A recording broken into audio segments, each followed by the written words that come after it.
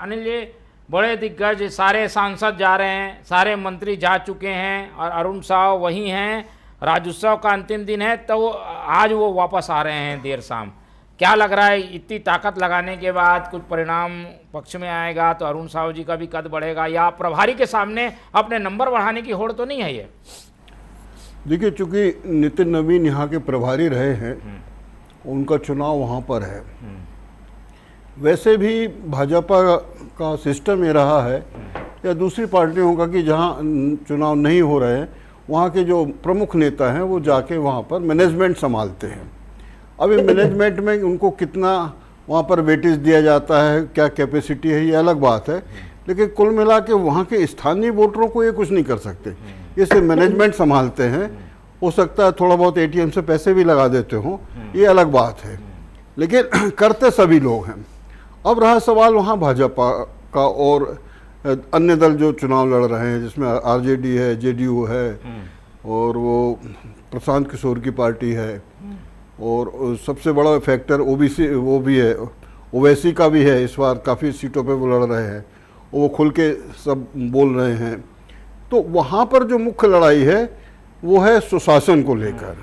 तो सुशासन के मामले में भले 20 साल हो गए हो, इनकम्बेंसी फैक्टर होगा, लेकिन उससे बड़ा यह है कि जितने भी दल खड़े हैं उनमें भी बेहतर स्थिति में अपने नीतीश जी ही है।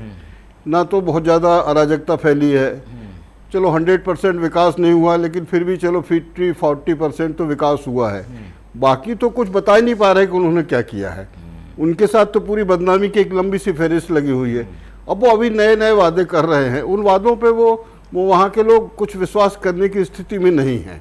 चाहे वो महिलाओं को पैसे देने की बात हो, हर घर से रोजगार देने की बात हो, ये लफाजी इसलिए भी लगती है कि ना तो इतने रोजगार हैं, ना आप इतना दे सकते हो, लेकिन आप जो बोल तो चुके हो।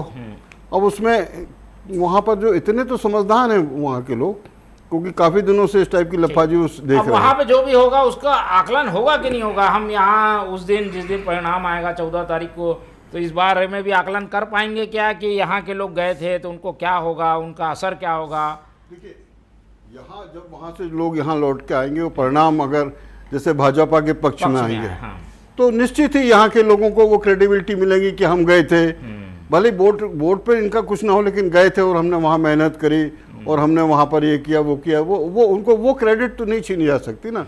वही कांग्रेस के साथ होगा, अगर कांग्रेस की अच्छी सीटें वहाँ मिल जाती हैं तो निश्चित ही भूपेश बघेल को क्रेडिट छत्तीसगढ़ में मिलेगी, इनको क्रेडिट भाजपा को यहाँ मिलेगी, छत्तीसगढ़ में मिलेगी।